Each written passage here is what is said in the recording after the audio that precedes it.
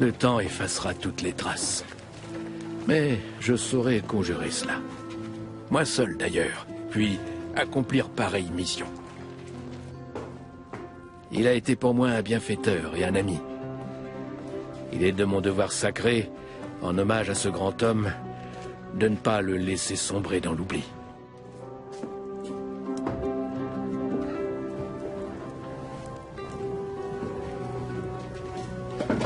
Bien des années se sont écoulées depuis ce mémorable jour de Noël où Charlemagne, mon roi, a été couronné empereur à Rome. Laudamus te, benedicimus te, adoramus te, glorificamus te. Le 25 décembre de l'an 800, Charlemagne est couronné empereur. Alors, à l'apogée de sa puissance, il règne sur un empire qui s'étend sur la majeure partie de l'Europe occidentale. Charlemagne est le souverain le plus puissant de son temps. Même le pape lui témoigne une déférence mêlée de crainte.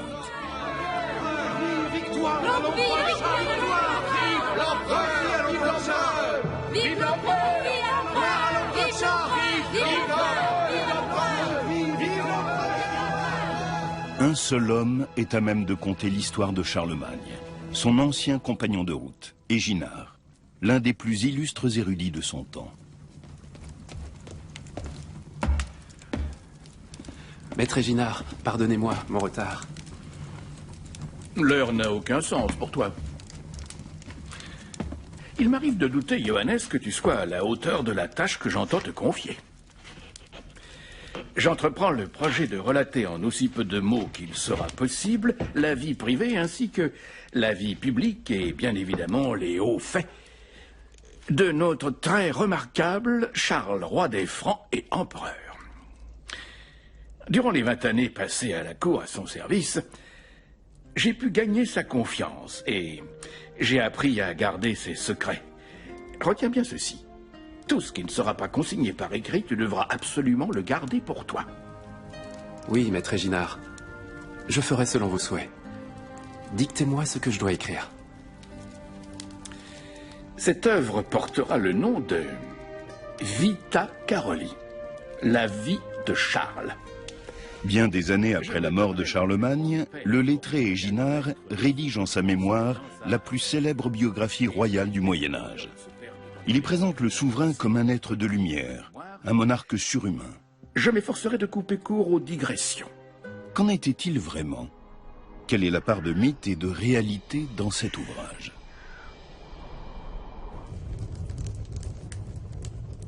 L'histoire débute en des temps troublés. Pépin le Bref, le père du futur Charlemagne, entend devenir roi des Francs alors qu'il n'est pas l'héritier de la couronne.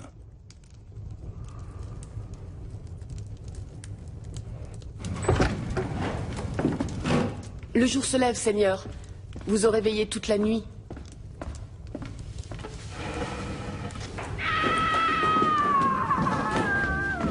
Pépin le Bref a de grandes ambitions et il espère avoir un fils afin de pouvoir fonder une dynastie. C'est un garçon. 4 longues années s'écoulent après le mariage de Pépin et Bertrade jusqu'à la naissance en avril 748 de leur premier fils, l'héritier tant attendu.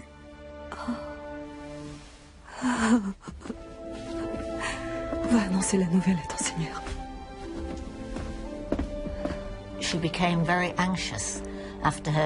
Après son mariage, Bertrade était très inquiète à l'idée de ne pas avoir d'enfant. Son statut, et surtout celui de son époux, dépendait de la naissance d'un fils. On dit qu'elle priait désespérément pour être enceinte. Puis elle a donné naissance à Charles. J'imagine qu'à ce moment-là, elle a dû ressentir un formidable sentiment de soulagement. Seigneur, c'est un garçon adorable, en pleine santé. L'avenir des Francs est en marche à présent. Mon fils sera baptisé du nom de Charles en l'honneur de mon père. Je suis sûr qu'il sera un grand homme.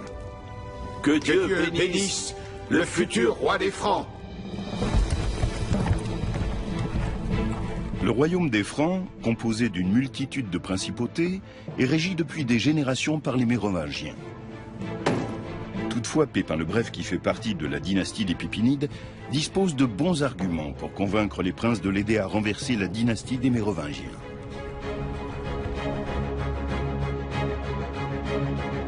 Pépin le Bref cherche à étendre son royaume. Sous la dynastie des Mérovingiens, les Francs ont conquis de nombreux territoires. Des parties de la France actuelle viennent s'ajouter aux régions de colonisation originelles situées sur les rives du Rhin et de la Moselle. En l'espace de 3 siècles, le royaume des Francs devient ainsi une grande puissance d'Europe centrale. De votre côté, abbé Burkhard, que vous a-t-on dit? J'ai entendu toutes sortes d'échos contradictoires. Je ne sais si l'on peut s'y fier. De Neustrie vient une rumeur qui dit qu'en Bourgogne et en Alémanie, des princes veulent rejoindre les rangs de Pépin le Bref, notre roi. Je vous remercie d'être venu aussi promptement. Le nombre des transfuges ne cesse d'augmenter. Le roi Childéric n'a désormais plus que de rares partisans. Il n'y aura bientôt plus aucun obstacle à mon triomphe. Seulement, sans un puissant allié prêt à prendre mon parti, les opposants n'accepteront pas la défaite. Abbé Fulrat, abbé Burkhard, que diriez-vous d'une mission à Rome ?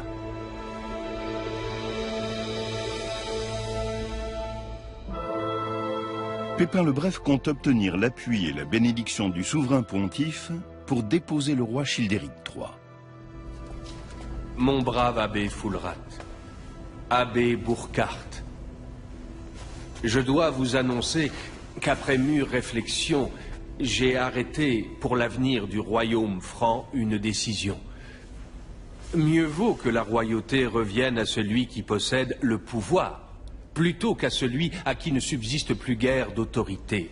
Aussi, en vertu du pouvoir apostolique, le maire du palais Pépin sera fait roi des Francs.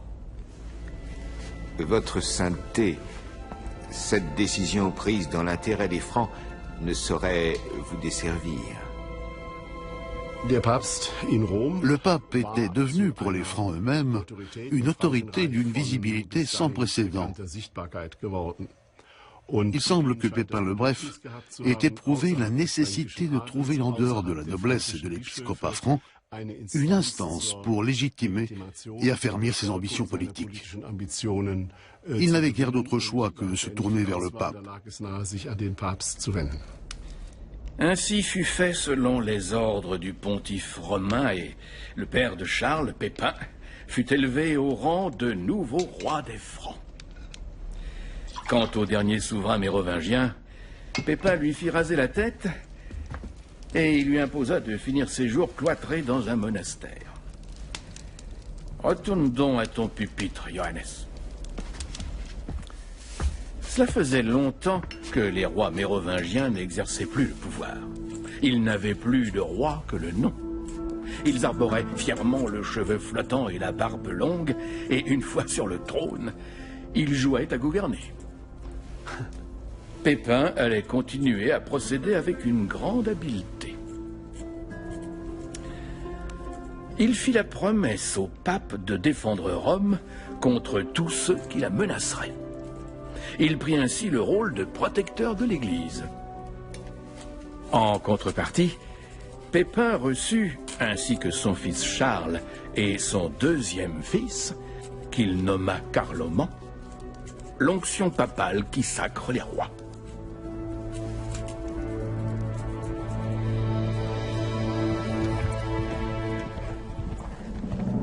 La nouvelle dynastie carolingienne compte désormais 2 héritiers au trône, Charles et son frère Carloman. Dans leur jeunesse déjà, ils se comportent comme des rivaux plutôt que comme des frères.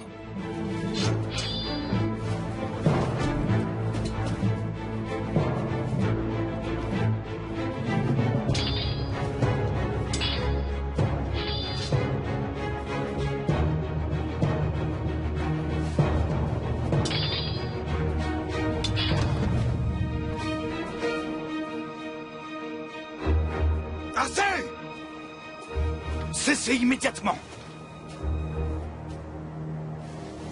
Carloman, le cadet, est plus adroit et remporte souvent les duels qu'il se livre. Charles ressent certainement ses défaites comme une humiliation.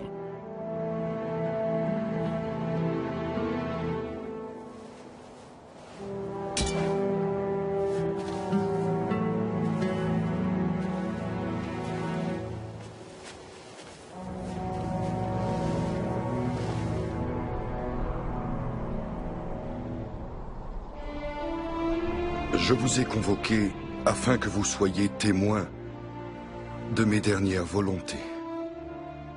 Je veux partager équitablement le royaume franc entre mes deux fils. Je vous en conjure, soyez-leur aussi fidèles qu'à moi. Accordez-leur votre loyauté. J'ai divisé le royaume ainsi. Toi, Charles, tu régneras sur le nord de la Neustrie et de l'Austrie, ainsi que sur l'Aquitaine occidentale. À toi, mon cher fils, reviennent l'Aquitaine orientale, la Bourgogne, la Provence, l'Alémanie, ainsi que le sud de la Neustrie et de l'Austrie. Cette décision est sans appel.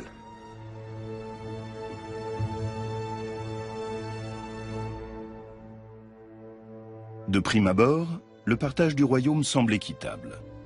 Pourtant, Charles se sent lésé.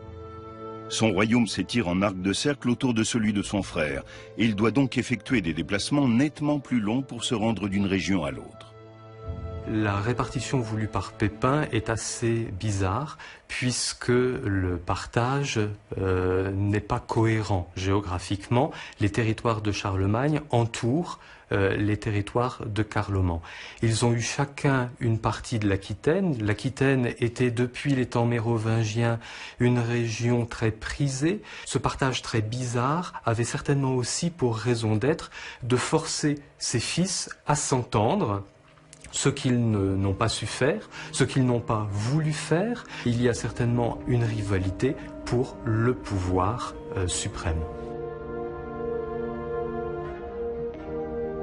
La basilique de Saint-Denis abrite la nécropole de nombreux souverains francs et français depuis Dagobert Ier. Sous ces gisants de marbre blanc reposent côte à côte Pépin le Bref et son épouse Bertrade.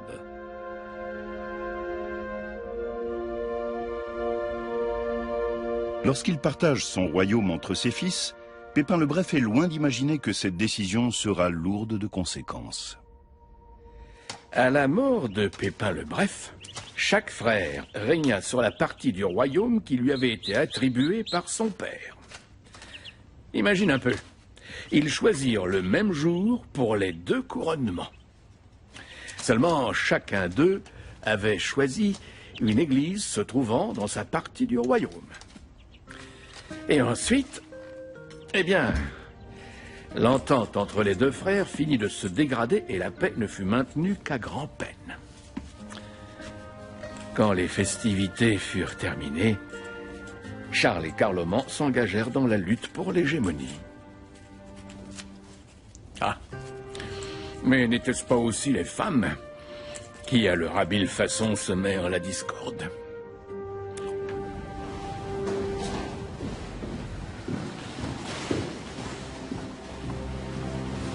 Ton père aurait approuvé. Cette famille est influente et riche. Ce mariage me vaudra le soutien des Bavarois et des Lombards. Cela renforcera mon royaume.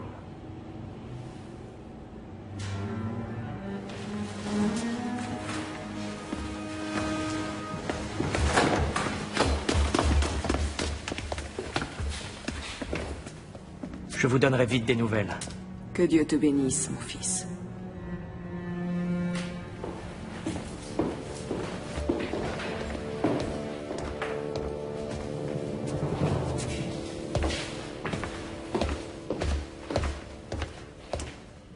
Quelle est donc l'affaire qui revêt tant d'importance?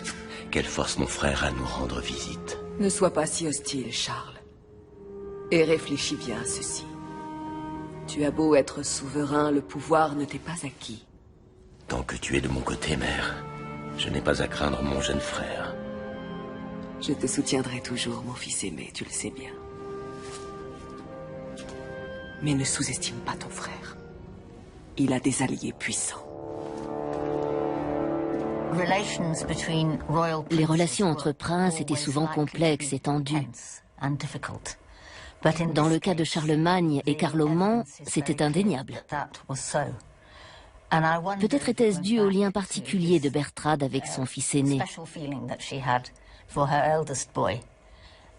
Elle a sans doute essayé de rétablir la paix entre ses deux fils lorsque les dissensions sont apparues au grand jour après la mort de leur père.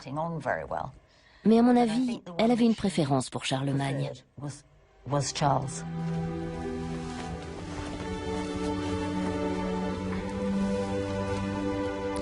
Mon cher roi, ne crois-tu pas qu'un héritier viendrait à point nommé? Quelle infamie si, dans ce domaine, ton frère venait à te devancer. J'ai une nouvelle qui peut t'intéresser. J'ai surpris une conversation dans laquelle Carloman disait qu'il aurait bientôt une épouse.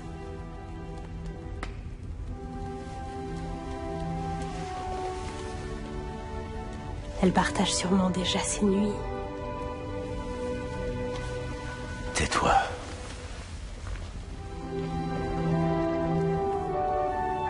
Tu n'as aucune inquiétude à te faire à ce sujet.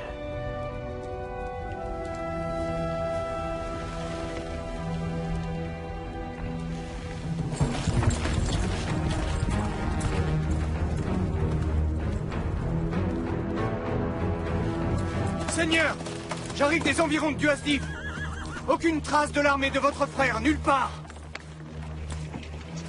Ma monture!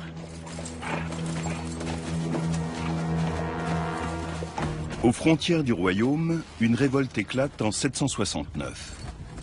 En pareil cas, il est prévu que les deux frères unissent leurs armées pour affronter ensemble l'adversaire. L'Aquitaine, jadis conquise par le roi Pépin le Bref, se soulève contre l'occupant franc sous la conduite de Huno, son ancien souverain. À Moncontour, situé à 500 km du foyer de la révolte, Charlemagne attend son frère, censé l'aider à réprimer le soulèvement. Mais Carloman n'est pas au rendez-vous. En allant affronter Huno sans votre soutien militaire, votre frère se jettera dans la gueule du loup. Tel est le plan. Il fera front seul, comme le lui commande son honneur, et celui de feu notre père. Et qu'avez-vous l'intention de faire quand Charles aura perdu la bataille?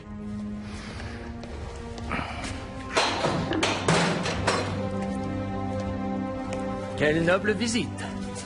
Mais que me vaut l'honneur? Aussi loin que remonte notre histoire, les rois francs ont fait front commun.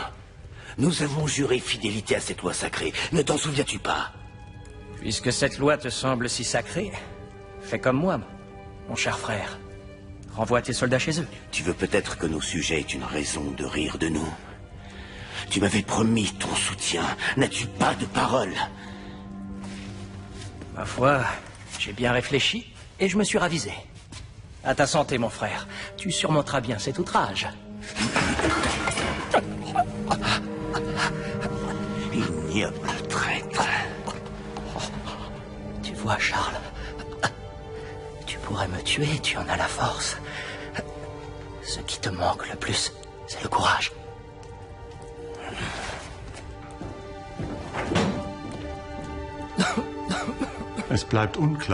Les raisons de la défection de Carloman restent obscures. Avait-il l'intention de placer son frère en position délicate? Avait-il scellé une alliance avec les Aquitains? Peut-être de vieilles hostilités opposaient-elles encore les deux frères. Quoi qu'il en soit, les sources existantes ne sont pas claires à ce sujet. Ce qui est certain en revanche, c'est qu'à la suite de cette discorde, Charlemagne a dû faire front tout seul. Charlemagne tombe dans le piège tendu par son frère. S'il renonce au combat, ce sera un aveu de faiblesse de sa part. Mais affronter seul l'adversaire représente un risque considérable, car Charlemagne ne peut se permettre une défaite. Un roi ne reste roi que si la fortune des armes, et par là même Dieu, lui est favorable. Peut-être Charlemagne s'engage-t-il avec assurance dans cette aventure, car il dispose d'armes et de techniques tout à fait novatrices pour l'époque. C'est en tout cas ce que laisse penser un précieux document conservé à la bibliothèque de l'abbaye de Saint-Gall, l'une des plus anciennes et plus vastes bibliothèques monastiques au monde. Cette magnifique salle de style baroque abrite notamment un manuscrit de l'époque carolingienne, le Psautier d'or, un précieux ouvrage enluminé. Les soldats francs y sont représentés lors d'une bataille, armés d'arcs et de flèches, d'épées et de boucliers. Pour se protéger, ils portent des cottes de mailles et des cuirasses à écailles, un équipement très sophistiqué pour l'époque.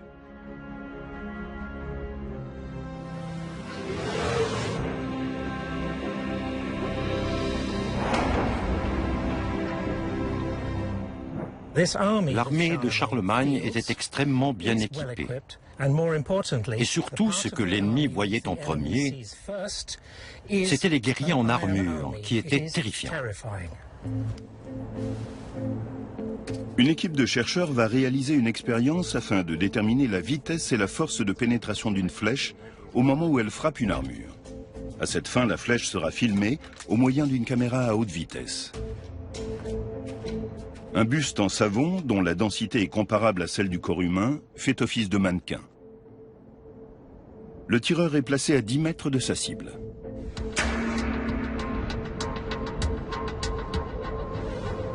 La caméra filme la trajectoire de la flèche à 3000 images par seconde.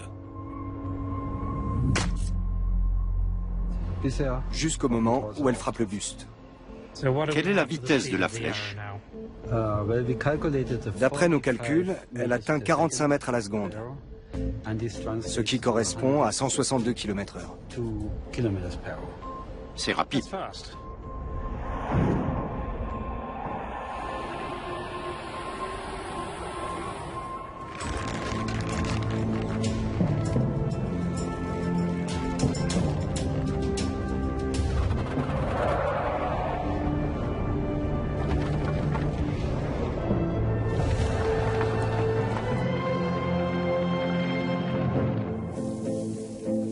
Quelle protection offrent aux soldats les cottes de mailles et les cuirasses à écailles?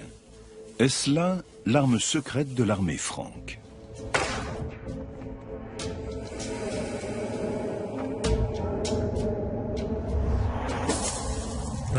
La cotte de maille était la protection la plus répandue à l'époque. Elle était constituée d'anneaux métalliques entrecroisés. À l'origine, elle était conçue pour protéger les guerriers contre les épées et les lances. Comme l'ont montré nos expériences, elle n'était pas très efficace contre les flèches, même si elle pouvait en arrêter quelques-unes. Portée seule, elle ne suffit pas à arrêter une flèche. Mais elle absorbe si bien le choc que la pointe de la flèche est ensuite aisément amortie par le pourpoint, porté sous la cotte de maille. Les cuirasses à écailles, en revanche, offrent une protection remarquable, car elles font ricocher les flèches. L'armée de Charlemagne, organisée en colonnes sur plusieurs rangs, s'engage en territoire aquitain. Galvanisés par la détermination sans faille de leur chef, les Francs se lancent à l'assaut des unités ennemies.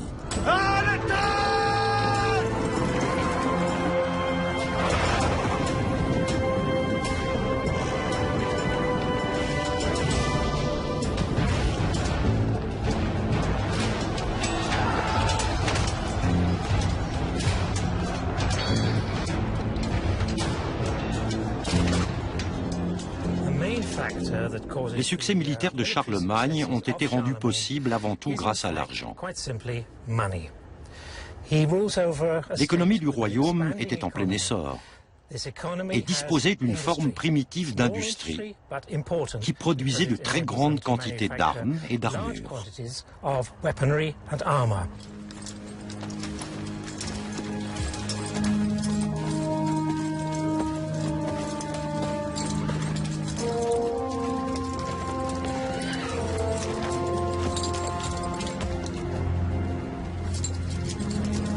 Seigneur! Seigneur! Vous avez un fils! Votre épouse vous a donné un fils! Nous avons un héritier! Nous serons les Francs! Toujours vainqueurs! Allez!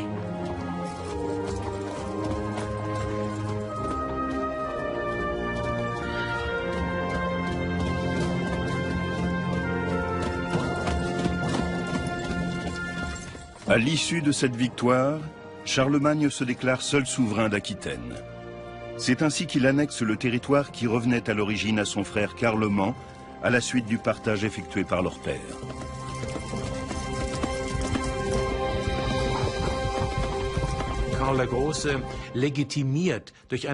Grâce au succès de cette campagne, Charlemagne légitime son pouvoir. Il s'impose auprès de ses hommes comme un chef de guerre capable de vaincre. C'est un gage de légitimité qui conforte sa stature royale. Carloman le cadet n'avait peut-être pas envisagé qu'il serait éclipsé en cas de victoire de son frère. Avec le recul, on peut estimer que Carloman aurait sans doute mieux fait d'aider son frère à rétablir la paix en Aquitaine. Charles donna à son fils le nom de son père, Pépin. Il était évidemment très heureux d'avoir pris cette avance sur son frère et de pouvoir montrer par ce geste sa suprématie. Seulement, à peine quelques mois plus tard, se produisit une ignominie. Carloman eut lui aussi un garçon comme premier-né et lui donna également le nom de Pépin. C'était une grave provocation envers son aîné. Il faut savoir que durant tout ce temps, Charles a enduré la jalousie et l'hostilité de son frère avec une telle patience que cela finit par attirer l'attention. Ouais, beaucoup de personnes s'attendaient à le voir en colère et ne comprenaient pas qu'il puisse garder son calme. Il ne rendait de compte à quiconque, il réglait ses affaires à sa manière. Jusqu'au jour où il devint clair que sa mère Bertrade s'était également mise en tête de régler ses affaires, mais à sa manière à elle.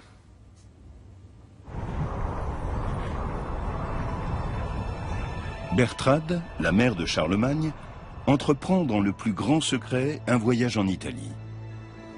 Son but, Pavie, où se trouve le palais de Didier, le roi des Lombards. Bertrade entend forger une alliance avec l'ancien ennemi des Francs et asseoir ainsi le pouvoir de Charlemagne. Les sources nous livrent peu d'informations sur le rôle des femmes à cette époque.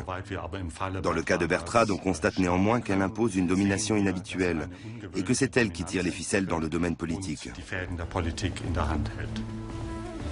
Honorable Bertrade.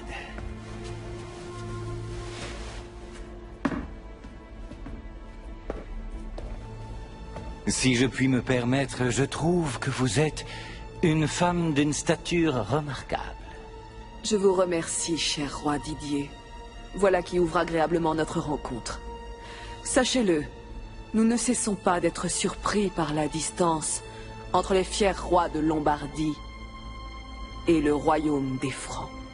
Il serait peut-être temps d'initier un rapprochement. Je vous en prie, laissez-moi vous présenter ma fille Désirée. Charlemagne doit épouser la princesse Désirée afin de sceller l'alliance avec les Lombards. Le royaume de Carloman sera ainsi enclavé au milieu des possessions de son frère et pourra être contrôlé depuis le nord, l'ouest et le sud. C'est en tout cas la stratégie initiale de Charlemagne. Toutefois, le pape Étienne III voit d'un œil méfiant une alliance entre les Lombards, ennemis jurés de Rome, et les Francs, qui étaient jusque-là les protecteurs de l'Église. Le pape voit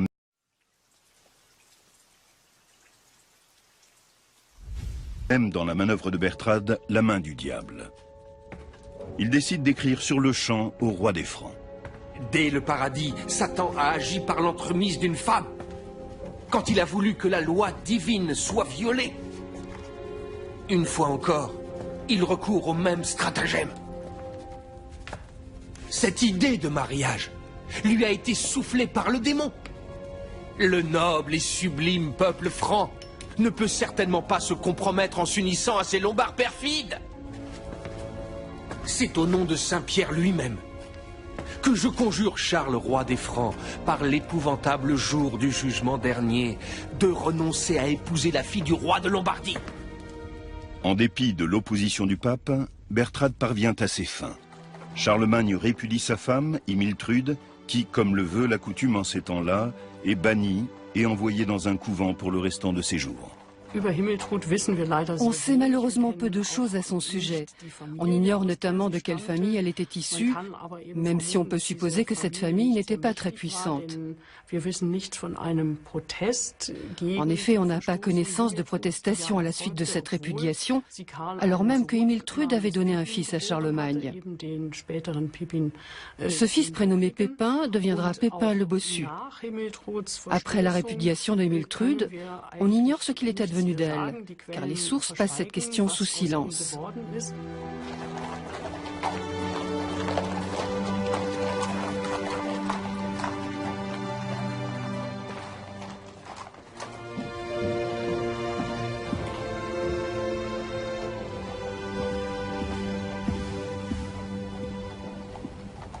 Charles, ta fiancée a fait un long voyage.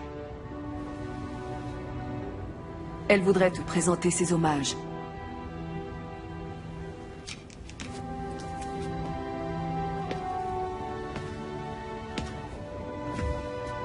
J'espère que vous avez fait bonne route.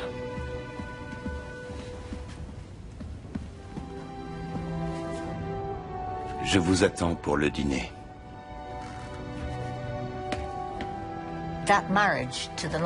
Ce mariage avec la princesse lombarde promettait d'être utile.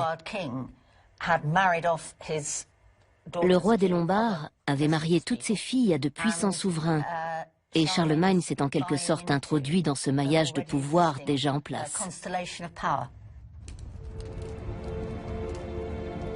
Carloman décide alors de prendre l'initiative.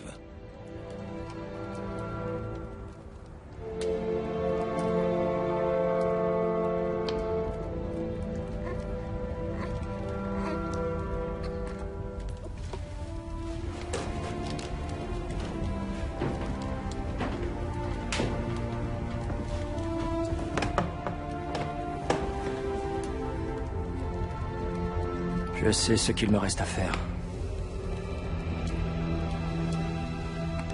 Notre deuxième fils recevra le saint baptême du pape en personne. J'enverrai dès demain une requête à Rome.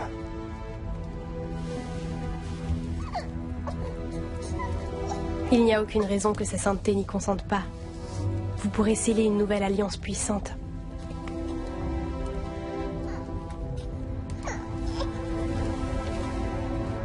Mais Charles, et je ne te parle pas de Bertrade, ne voulait pas que se forme une alliance entre Carloman et le pape Étienne III. Et il réussit à l'empêcher. Ou plutôt, sa mère, devrais-je dire. Une fois de plus, Bertrade tira les ficelles et intrigua à sa manière. Tant et si bien que le pape finit par se ranger à son avis. Cela aurait plongé Carloman dans une si grande fureur qu'il aurait été jusqu'à envisager de mener ses troupes jusqu'à Rome. Jusqu'à la ville de Saint-Pierre, prince des apôtres, il voulait l'attaquer? C'est exact. Il aurait alors été impossible d'éviter que n'éclate la guerre fratricide qui couvait depuis longtemps. Seulement, la Providence en décida autrement. Les voies du Seigneur sont parfois réellement impénétrables.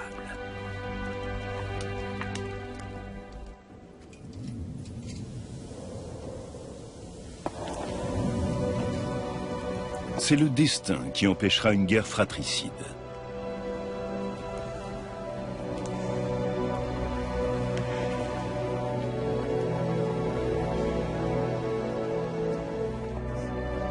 À l'âge de 20 ans à peine, Carloman meurt dans des circonstances mystérieuses.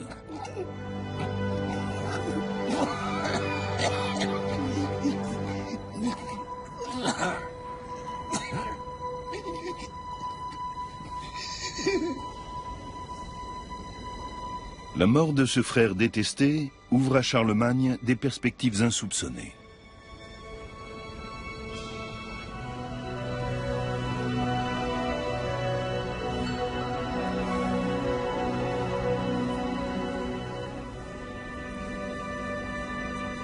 Promets-moi de bien veiller sur la vie de nos deux fils. Méfie-toi de mon frère comme de la peste. Ne le laisse pas leur extorquer la couronne de notre lignée.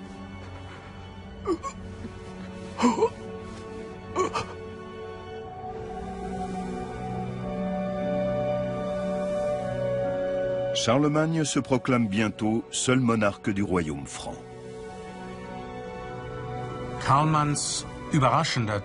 La mort inattendue de Carloman a été providentielle pour Charlemagne. Pour ma part, je ne suis pas certain que ce décès soit tout à fait naturel. Mais les spéculations sont une des facettes du travail des historiens. En l'occurrence, les sources sont les récits de témoins qui, dans ce cas précis, ne livrent aucun indice quant à une quelconque intervention de Charlemagne dans la mort de son frère.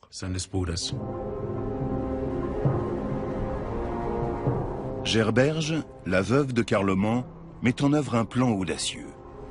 Afin de soustraire ses fils à l'emprise de Charlemagne, elle décide de franchir les Alpes et de se réfugier à la cour de Didier, le roi des Lombards.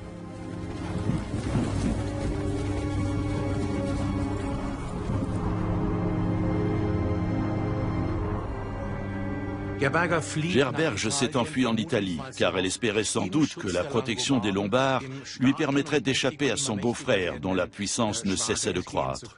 Mais elle s'est trompée sur toute la ligne. 2 ans après, Charlemagne s'est lancé à la conquête du royaume lombard, et dès lors, tout espoir était perdu pour les héritiers de Carloman.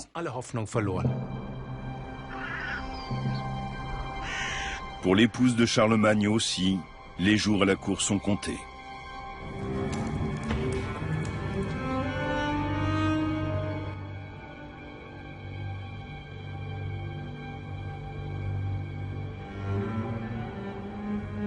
Où donc est ton épouse? Elle a partagé ma table trop longtemps. C'était une erreur. Je n'aurais jamais dû accepter ce mariage. Ta belle famille constitue un allié de choix. Elle nous apporte sa puissance. Que signifie cette attitude? Elle signifie que moi, Charles, roi de tous les Francs, prendrai désormais seul toutes les décisions importantes. Et que ta Lombarde va s'en aller retrouver son peuple infect. Charlemagne a renoué avec la politique de son père et s'est détourné de celle de sa mère.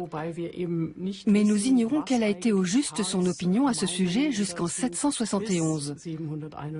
Ce n'est qu'à la mort de son frère Carloman, événement qui a bouleversé la donne, qu'il a disposé d'une nouvelle marge de manœuvre. Mais ne mesures-tu donc pas les conséquences de ton geste? Tu veux déclencher une guerre? Ça ne me fera pas reculer. Mon père ne s'est-il pas battu contre les Lombards parce que le pape réclamait son soutien? Ces temps-là sont révolus. L'heure n'est plus à la guerre. Elle est aux alliances. C'est là que tu te trompes. Quelle raison a poussé ma belle-sœur à fuir chez le roi Didier, à ton avis? Elle va lui demander son soutien. Elle est partie dans l'espoir qu'il l'aidera à faire couronner ses fils à mon insu. Je ne pense pas que ta belle-sœur ait ce dessein. La guerre, mère, est engagée depuis longtemps.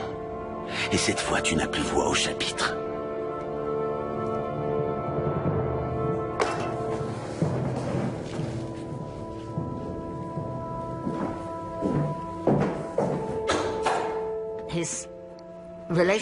Les relations de Charlemagne avec l'Italie étaient en train d'évoluer.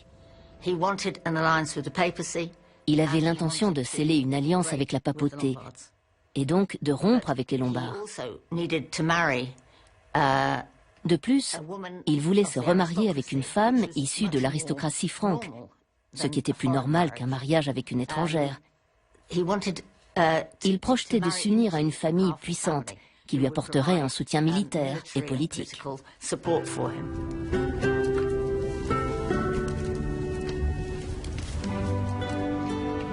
Charlemagne, qui a depuis longtemps renvoyé Désiré chez son père, roi des Lombards, épouse alors Hildegarde, la fille d'un comte de la noblesse alémanique. Au cours des 11 années suivantes, elle lui donnera 9 enfants.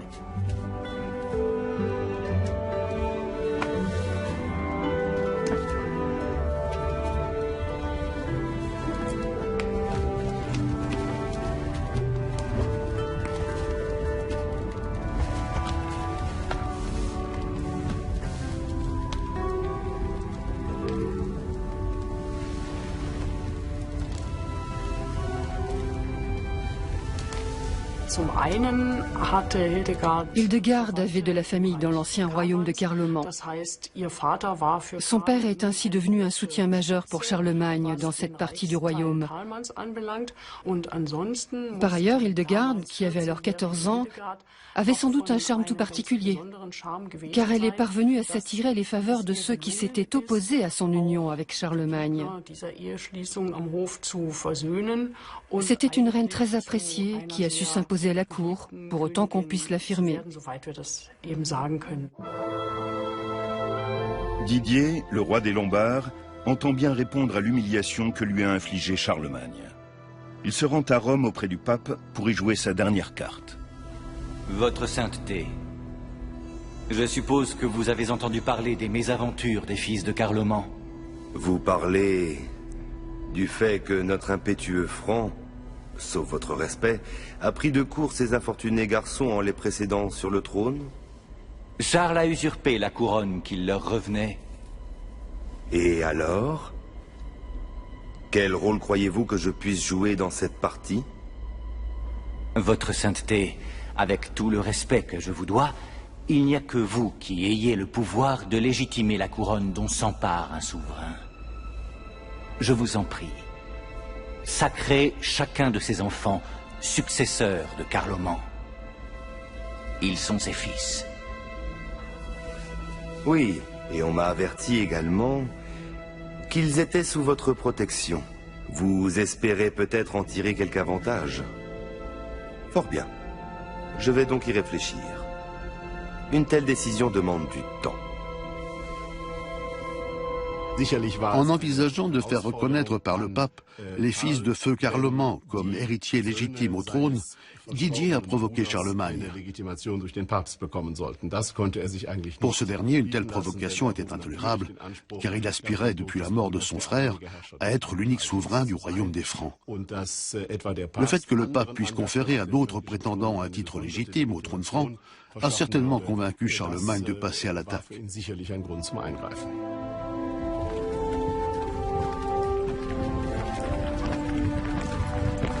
Au mois de mai 772, la guerre contre les Lombards semble inévitable. Cependant, l'attitude de Charlemagne envers ses neveux irrite de nombreux princes du royaume. Lorsque le roi des Francs procède à l'inspection annuelle de ses troupes, la situation est tendue. Prince Gérold, le fidèle vassal de mon défunt frère. Le vôtre désormais par la volonté de Dieu. Et aussi mon nouveau beau-frère. Allons, venez. Nous n'avons pas de temps à perdre.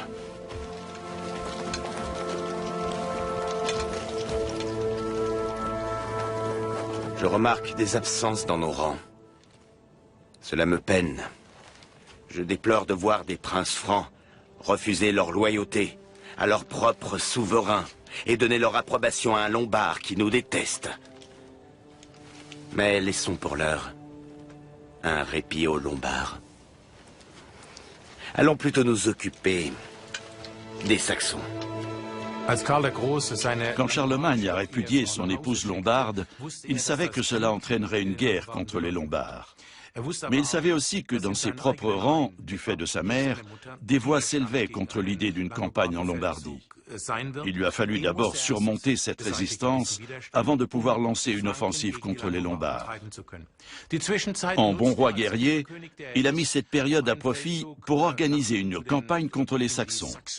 Car un roi à l'époque devait sans cesse faire la guerre. C'était sa principale occupation.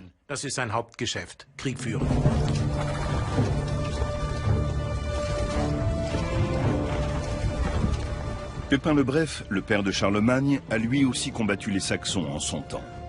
À présent, son fils reprend le flambeau. Les Saxons multiplient depuis des années leurs incursions dans le nord du royaume. Charlemagne se révèle plus radical que son père. En 772, il prend la décision de franchir la Vézeur pour pénétrer au cœur du territoire saxon. Faisant preuve d'une violence sans précédent, ses armées vont mettre à feu et à sang les villages de l'adversaire.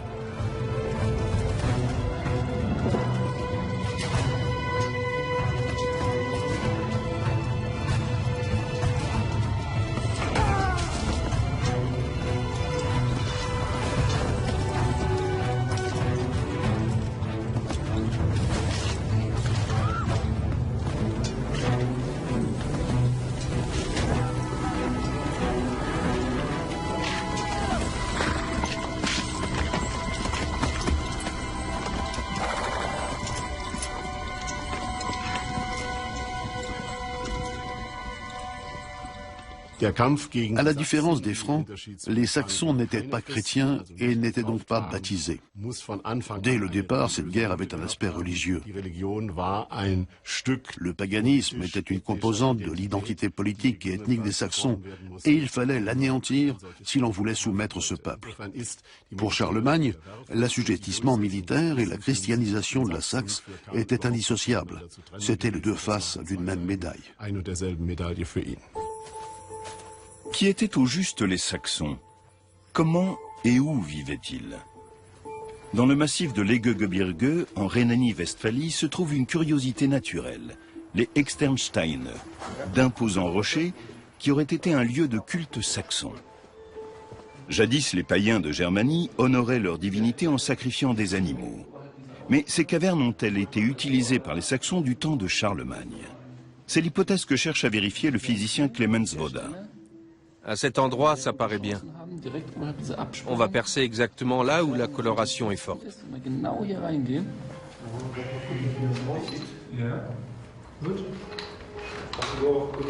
Les chercheurs ont découvert ici des traces d'incendie. Reste à déterminer à quelle époque on a fait du feu dans cette caverne. Clemens Voda espère que la datation par luminescence de l'échantillon prélevé pourra apporter une réponse à cette question. C'est l'échantillon? Oui, ça paraît prometteur.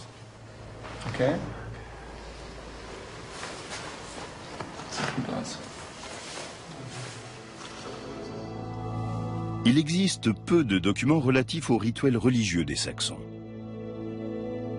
On sait toutefois que dans tous les cultes païens, le feu était sacré, tout comme le sang des bêtes sacrifiées, avec lequel les prêtres tentaient d'apaiser la colère des dieux.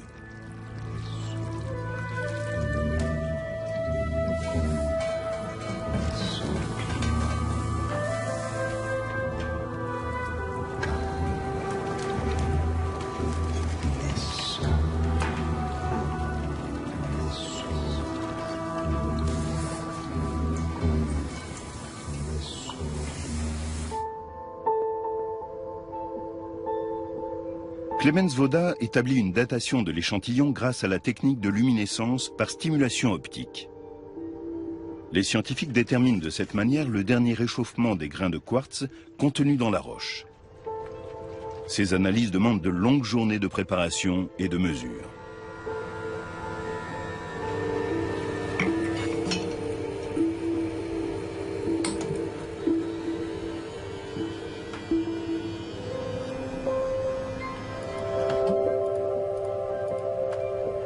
Les résultats indiquent la présence de feu dans ces cavernes au cours d'une période comprise entre les 8e et 16e siècles, donc déjà au temps des guerres entre Francs et Saxons.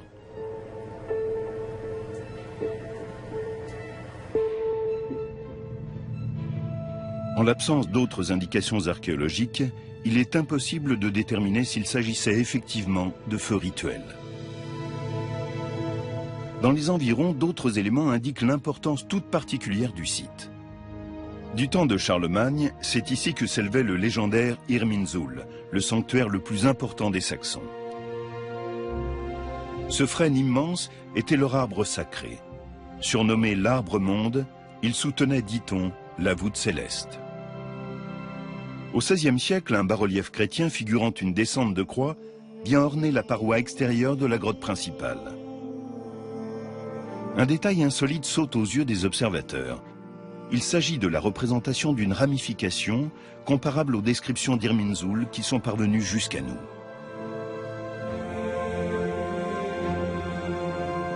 Ce bas-relief indique-t-il qu'ici se trouvait jadis l'illustre sanctuaire des Saxons? Cela expliquerait les efforts acharnés de Charlemagne pour soumettre ce territoire. Celui qui dominera ce sanctuaire dominera aussi les Saxons. C'est du moins ce qu'espère Charlemagne. Mais il ignore qu'il lui faudra livrer un combat de plusieurs décennies pour parvenir à ses fins.